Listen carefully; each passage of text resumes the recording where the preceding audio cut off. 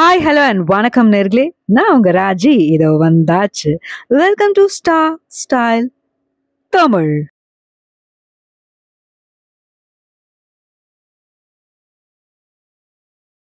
மே 27, 2025 சனீஸ்வர ஜெயந்தி. வைகாசி மாசத்துல அமாவாசை திதியில இந்த சனீஸ்வர ஜெயந்தியை நம்ம கொண்டாடுறோம்.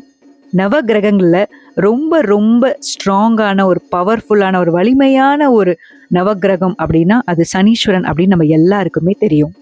ஒரு மனிதன் நியாயமாக இருக்கணும், தர்மத்தின் வழியில போகணும், நேர்மையை கடைப்பிடிக்கணும்னு நினைப்பவர் சனீஸ்வர பகவான். அப்படிப்பட்ட தர்மத்தின் தலைவனான சனீஸ்வர ஜெயந்தியை இன்னைக்கு நம்ம கொண்டாடுறோம். சனீஸ்வர பகவானின் அருள் வேண்டும் என்றால் நம்ம என்னெல்லாம் செய்யலாம் பார்க்கலாமா?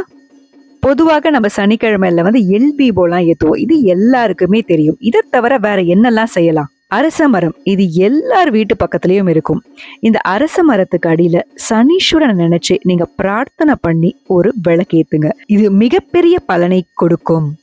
பொதுவாகவே பார்த்தீங்கன்னா நம்ம சனிக்கிழமைகளில் ஒரு சின்ன கருப்பு துணியில் அதில் எள்ளு போட்டு அதுக்கப்புறம் ஒரு அகல் விளக்கில் அதை திரி மாதிரி யூஸ் பண்ணி அதுக்கப்புறம் அதில் நல்லெண்ணெய் போட்டு நம்ம சனீஸ்வரன் கோவிலில் விளக்கேற்றுவோம் இல்லையா? அது கூட இன்னைக்கு நீங்கள் செய்யலாம். காகத்திற்கு சாதம் வைத்தால் சனீஸ்வர பகவான் மகிழ்வார். பொதுவாகவே சாட்டர்டேஸில் எல்லாருமே காகத்திற்கு சாதம் வைப்பாங்க.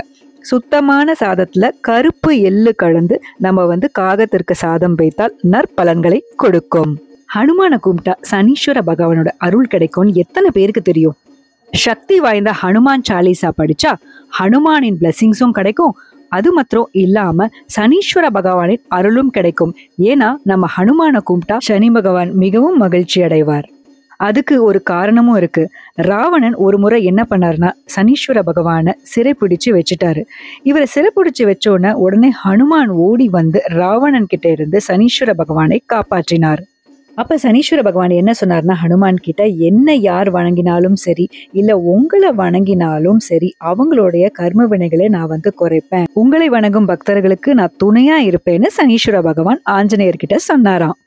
மொத்தத்துல பாத்தீங்கன்னா நம்ம நியாயமா நடந்துக்கணும், தர்மத்தின் வழியில நம்ம போகணும். அப்படி இருந்தா சனீஸ்வர பகவானின் அருள் பரிபூர்ணமா கிடைக்கும்.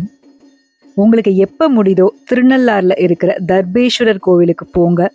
தர்பேஸ்வரர் சிவனை வணங்குங்க. அதுக்கப்புறம் அங்க இருக்கிற சனீஸ்வர பகவானை வணங்குங்க. கண்டிப்பா உங்களுக்கு அருள் கிடைக்கும். முடிஞ்சா எல் விளக்கும் ஏத்துங்க. அடுத்து தமிழ்நாட்டில் சனீஸ்வர பகவானுக்கு எந்த கோவில் ஃபேமஸ் அப்படின்னு பார்த்தீங்கன்னா குச்சனூர். இது சுயம்புவா வந்த கோவில். இந்த கோவில் எக்ஸாக்டா எங்க இருக்குன்னு பார்த்தீங்கன்னா தேனியிலிருந்து ஒரு 1/2 hour to 45 minutes நீங்க டிராவல் பண்ணீங்கன்னா இந்த குச்சனூர் கோவிலுக்கு நீங்க ரீச் ஆயிடலாம். இந்த கோவில் 10 வருஷத்துக்கு முன்னாடி பார்த்தீங்கன்னா ரொம்ப சின்ன கோவிலா தான் இருந்தது. அதுக்கப்புறம் நல்லா ரெனோவேட்லாம் பண்ணி இப்ப பெரிய கோவில் ஆயிடுச்சு. ஸோ அந்த கோவிலுக்கு நீங்க போகும்போது எல் தீபம் ஏத்தலாம், அங்க காகத்துக்கு எல் சாதம் வைக்கலாம். அது மாத்திரம் இல்லாம நீங்களும் சுத்தி போட்டுக்கலாம். உங்க குடும்பத்தாருக்கும் நீங்க அங்க கோவில்லயே சுத்தி போட்டுக்கலாம். இந்த குச்சனூர் கோவில் ரொம்ப ரொம்ப சக்தி வாய்ந்த கோவில். சனீஸ்வரனை வணங்குங்க, நல்லபடியா இருங்க.